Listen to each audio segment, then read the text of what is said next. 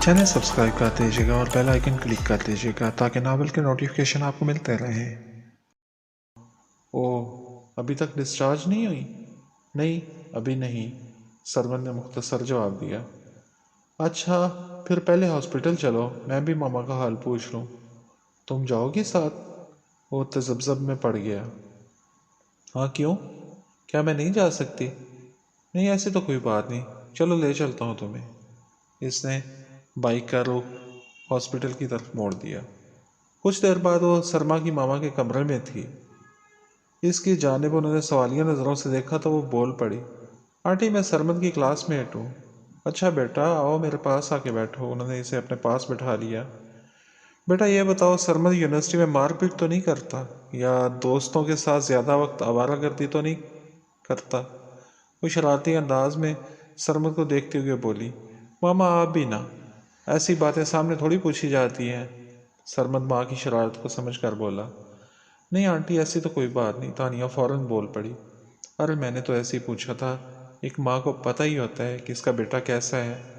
वो प्यार भरी नज़रों से सरमद को देखते हुए बोली, तुम्हारा घर कहाँ है? वो तानिया से पूछ रही थी।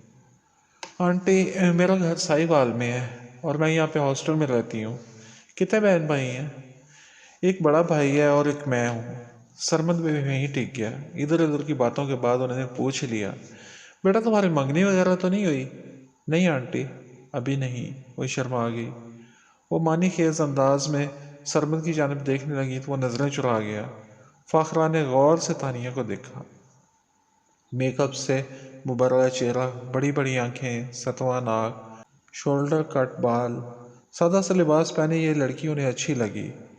दिल ही दिल में वो कुछ सोच रही थी, मुझे भी अपने सरमद के लिए एक लड़की की तलाश है। अच्छा आंटी, कर दें शादी, कुछ तो संजीदापन कम होगा सरमद का। कहें तो मैं ढूंढ दूं सरमद के लिए कोई अच्छी सी लड़की? वो शोखी से बोली, नहीं इसकी ज़रूरत नहीं है, मैंने लड़की देख रखी है। फाखरा की बात पे वो चुप हो गई। फाखरा इसके चेहरे के तासरात बगौर देख रही थी। इसकी बात सुन के इसका चेहरा फीका सा पड़ गया। एक माँ को यह जानने में देर न लगी कि वो सरमद को पसंद करती थी। सरमद, जाओ तानिया के लिए जूस ले आओ। अच्छा जाता हूँ, वो उठ खड़ा हुआ। आंटी रहने दे, आप तकल्लुफ़ क्यों कर रही हैं? कोई बात नहीं, मैं भी इसी बहाने जूस पी लूँगी। जाओ सरमद। सरमद चला गया। तानिया मेरी बात सुन के परेशान क्यों होगी? नहीं आंटी मैं तो ठीक हूँ। वो ज़बरदस्ती मुस्कुराई। मैं जान चुकी हूँ कि तुम सरमद को पसंद करती हो। फाखरा की बात सुन के इसने सर झुका लिया। चोरी पकड़ी जा चुकी थी। मैंने सरमद के लिए जो लड़की देखी है वो अभी अभी देखी है और वो मेरे सामने है। तानिया ने सर उठाया। वो हैरत से फाखरा को देख रही थी, जिनके चेहरे पे ममता भरी मुस्कुराहट थी। वो शर्मा गई। थोड़ी देर बाद सरमद अंदर दाखिल हुआ तो इसके हाथ में जूस और बिस्कुट के डब्बे थे। इसने वो तानिया को थमा दिए। तानिया ने जूस फाखरा की जानब बढ़ाया तो उन्होंने इसके हाथ से लेके सरमद को दे दिया। आंटी ये बेईमानी है, आपने कहा था कि आप पिएंगी। अच्छा, वो खिलखिला के हंस पड़ी। मैंने अभी थोड़ी देर पहले ही पिया है, फिर भी आपको साथ देना पड़ेगा। ये लें, इसमें थोड़ा सा पी लें, इतने से तो कुछ नहीं होता। इसने अपने जूस का डब्बा फाखरा की जानब बढ़ाया तो उन्होंने थोड़ा सा पी के इसे वापस कर दिया। अच्छा आंटी अब मैं चलती हूँ। वो इजाज़त तलब अंदाज में खड़ी थी। अच्छा बेटी, ठीक है, जैसे तुम्हारी मर्जी। तुमसे मिलके खुशी हुई, चक्कर लगाती रहना। ठीक है आंटी, मुझे भी आपसे मिलके अच्छा लगा। चलो तुम्हें छोड़ा हूँ। वो इसकी जानिब देखता हुआ बोला, मामा मैं ज़रा तानिया को मार्केट छोड़ा हूँ। असल में इसे वहीं छोड़ने जाना था तो कहने लगी कि मामा का हाल पूछ लेती हूँ। वो वजाहतें दे रहा था। फाखरा को हंसी आ गई। कोई बात नहीं, बीमार की ये आदत करना सवाब का काम है। अच्छा किया। तानिया ने। सरमद झीम गया। एक बार फिर वो सरमद के साथ इसकी बाइक पे बैठी थी। सरमद थोड़ा आगे होके बैठा था। इसे शरारत सूझी, वो थोड़ा और आगे हो गई। सरमद के साथ टच हुई तो वो जल्दी से थोड़ा सा और आगे हो गया। कुछ लम्हों बाद वो आगे हुई तो सरमद भी आगे हो गया। अब वो आधा बाइक की टैंकी पे बैठा हुआ था। वो और आगे हुई तो सरमद ने बाइक रोक ली। बाइक क्यों रोक ली? वो अनजान बन गई। ठीक हो जाओ, नहीं तो अगली बार बाइक पे नहीं बिठाऊंगा। वो उसे वार्निंग दे रहा था। वो हंस पड़ी। अच्छा बाबा ये लो, पीछे हो गई हूँ। वो सीट पे काफ़ी पीछे हट के बैठ गई। सरमद ने बाइक चला दी। تانیہ کے اندر سکون ہی سکون اترتا چلا گیا۔ اس کا انتخاب اس کی سوچ کے مطابق تھا۔ میں نے لڑکی ابھی ابھی دیکھی ہے اور وہ میرے سامنے ہے۔ سرمد کی ماما کی بات اس کے دماغ میں گونج رہی تھی۔ رنگین خواب انگڑائیاں لے کے پھر سے بیدار ہو رہے تھے۔ دل پہ موسم بہار کی پہلی دستک ہو رہی تھی۔ یہ سفر کیسا جس کی منزل بے نشان، چل رہی ہوں آبلا پا جانے کب سے، راستے ڈراتے ہیں قدم ڈگمگاتے ہیں، پھر بھی چل رہی ہوں تھکے بنا رکے بنا، تپتے ریگزاروں سے سنسان نخلستانوں سے، کبھی حوصلہ کھو کے تو کبھی امید کی انگلی تھامے، سفر جاری ہے میرا جس کی منزل بے نشان، پھر بھی چل رہی ہوں۔ مجبور ہوں اس محبت کے ہاتھوں، محبت پھوٹتی ہے دل سے جو ڈھانپ لیتی ہے وجود کو، جکڑ کے دام محبت میں قیدی بنا دیتی ہے، آگ میں ہجر کی جل رہی ہوں، بس چل رہی ہوں۔ شاعری اسے اچھی نہیں لگتی تھی، یوں ہی میگزین اٹھا لیا تو پڑھتی چلی گئی، شاید اس لیے کہ اسے لگا کہ یہ سب اسی کے لیے لکھا گیا ہے۔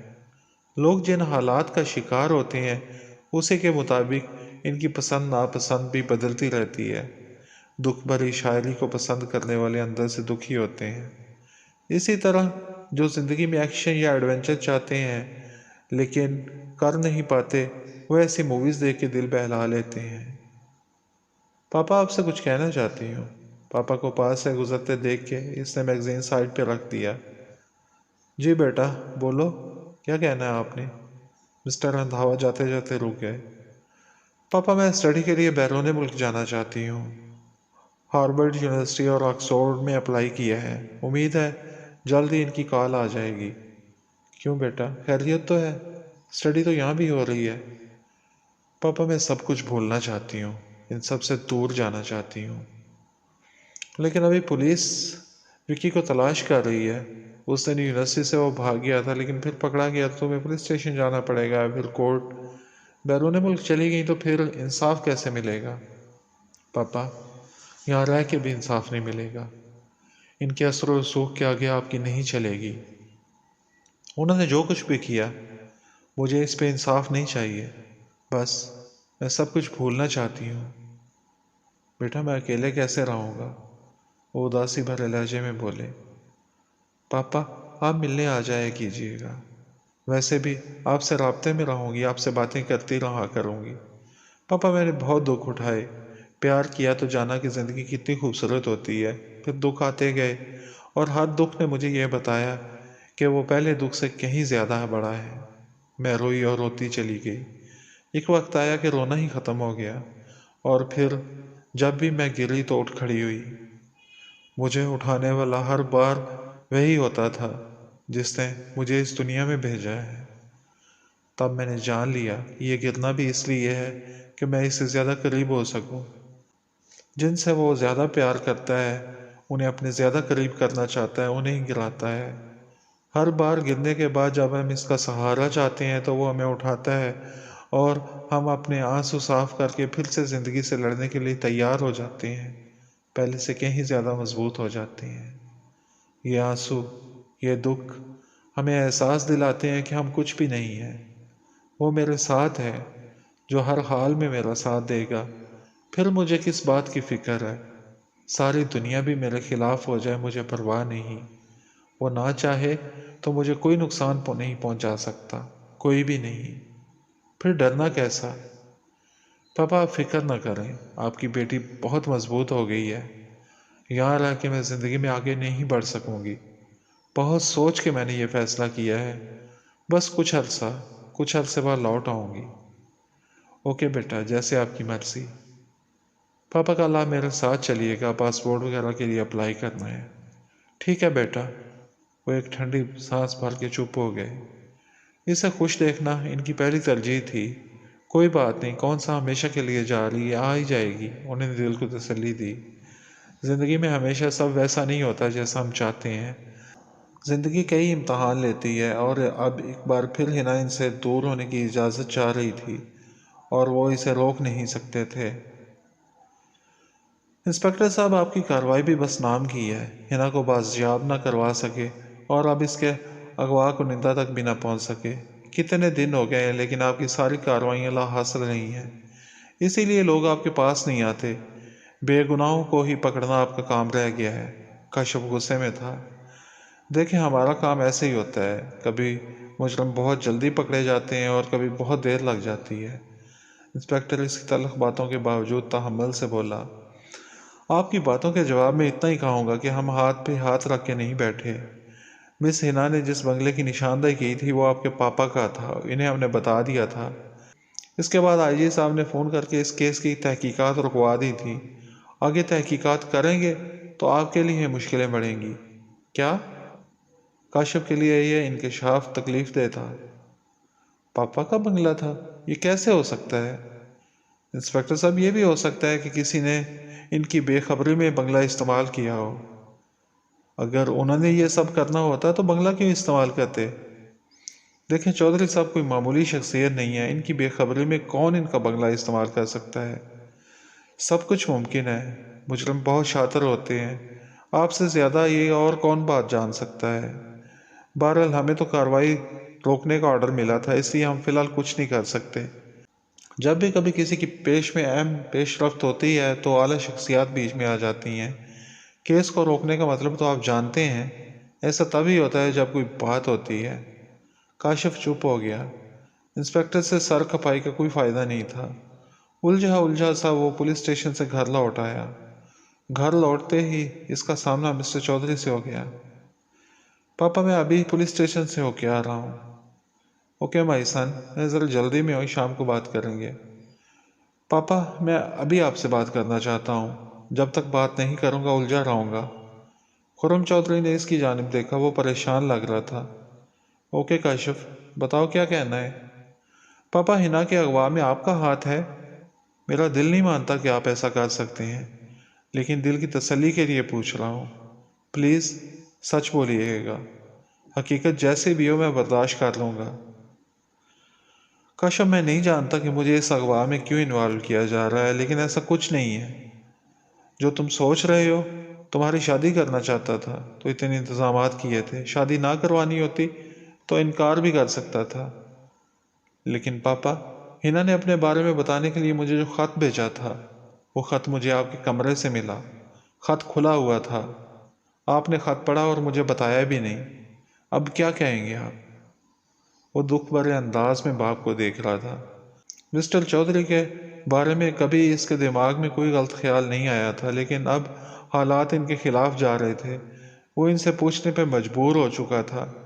نہ پوچھتا تو یہ سوالات پریشان کیے رکھتے۔ دل سے وہ یہی دعا کر رہا تھا کہ اس کے سارے خدشات جھوٹے ثابت ہوں۔ کبھی جو محسوس ہوتا ہے سچ میں ایسا نہیں ہوتا، حقیقت کچھ اور ہوتی ہے۔ کچھ سوال ایسے ہیں جن کا جواب وقت ہی دے گا۔ مزید اس سلسلے میں فی الحال میں کچھ اور نہیں کہہ سکتا۔ انہوں نے اس کے کندھے پہ ہاتھ رکھ کے تھپ تھپایا۔ مائی سن، ساری سوچیں دماغ سے نکال دو، سب کچھ ٹھیک ہو جائے گا۔ اتنا کہہ کے وہ باہر نکل گئے۔ سرمد، میں چاہتی ہوں کہ اب تمہاری شادی کر دوں، فاخرہ سنجیدگی سے بولی۔ ماما، میری ابھی تعلیم مکمل نہیں ہوئی اور شادی؟ سرمد نے احتجاج کیا۔ سرمد، میری طبیعت ٹھیک نہیں رہتی، زندگی کا کچھ پتہ نہیں ہوتا۔ ماما، آپ ایسا نہ کہا کریں، آپ کو بھی میری عمر لگ جائے۔ اس نے ماما کے منہ کے آگے ہاتھ رکھ دیا۔ بیٹا، ہے تو یہ حقیقت، چاہتی ہوں کہ تمہاری خوشیاں دیکھ لوں، تمہارے لیے لڑکی بھی پسند کر لی ہے میں نے۔ وہ ایک لمحے کے لیے رکی۔ سرمد انہی کو دیکھ رہا تھا۔ تانیہ اچھی لڑکی ہے، مجھے بہت پسند آئی ہے۔ وہ پاگل لڑکی، وہ ہنس دیا۔ ہاں وہی پاگل، اور میں جانتی ہوں کہ وہ تمہیں بہت چاہتی ہے اور تم بھی اسے پسند کرتے ہو۔ ماما آپ، وہ کچھ کہتے کہتے رک گیا۔ سرمد، چاہنے والے بڑی مشکل سے ملتے ہیں، کھو جائیں تو پھر لاکھ کوشش کرو وہ واپس نہیں آتے۔ جس ماں نے تمہیں جنم دیا ہے وہ تمہیں اچھی طرح سے جانتی ہے، اس سے تم کچھ بھی نہیں چھپا سکتے۔ क्या नहीं छुपा सकते। दरवाज़ा खुला और खुर्रम चौधरी अंदर दाखिल हुए। मैं सरमद की शादी की बात कर रही थी। अरे वाह, ये तो बहुत अच्छी खबर है। वो खुश हो गए। किससे हो रही है शादी? सरमद के साथ ही पढ़ती है, तानिया, उसके साथ। ठीक है, अपने बेटे की शादी मैं खुद करवाऊंगा। सरमद चुपचाप बातें सुन रहा था। तानिया, वो इसे अच्छी लगती थी। मामा ने जान लिया था। माँ और बेटे का रिश्ता ऐसा ही होता है, औलाद के कहे बिना ही सब जान लेती है। माँ और बाप, इसकी बचपन की सारी महरूमियाँ दूर हो रही थीं। अल्लाह बहुत मेहरबान है, सबकी सुनता है, सबको नवाजता है। इसके हाथ देर बेशक है, लेकिन वो किसी को मायूस नहीं करता। इंसान कितना नादान और बेसब्रा है, सब कुछ चाहता है और बहुत जल्दी चाहता है। ख्वाहिश पूरी ना हो तो शिकवे करता है, यकीन खो देता है, गलत रास्ते अपनाता है, अपने रब से दूर होता चला जाता है। शैतान इंसान की इसी कमज़ोरी का फ़ायदा उठाता है और इसे गुमराह कर देता है। ये गुमराही इसे बेसकून कर देती है। फिर इंसान अपनी मंजिल से दूर होता चला जाता है।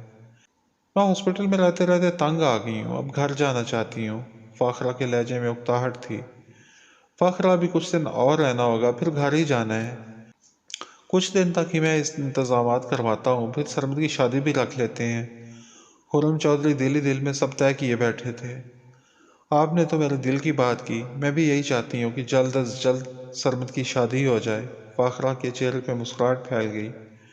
मैं डॉक्टर से बात करता हूँ ताकि वो जल्द अज जल्द हॉस्पिटल से छुट्टी दें और तुम सरमद की शादी में शिरकत कर सको, मिस्टर चौधरी प्यार से बोले। चैनल सब्सक्राइब कर दीजिएगा और बेल आइकन क्लिक कर दीजिएगा ताकि नावल के नोटिफिकेशन आपको मिलते रहें।